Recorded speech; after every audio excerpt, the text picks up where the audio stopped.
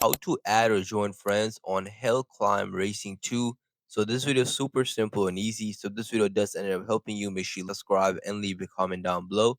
So what you have to do firstly is you're gonna have to go to the lobby option. So just click on cops and make sure you're on the cops option right here. Then once you do that, you're gonna have to go to this page right here, or it said events, which is the fourth option in the middle of the right.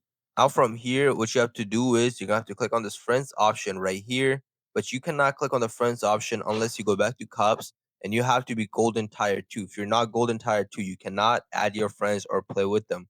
So if you are golden tire 2, as you guys can see, I am not, obviously, because I just got the game. But if you are, you're gonna have to click on this friends option right here. Then once you do that, you should have an option popping up. It should say send invite to friends. Then once you do that, you could invite your friends and play with them. So if this video did end up helping you, make sure you subscribe and leave a comment down below. Thank you for watching.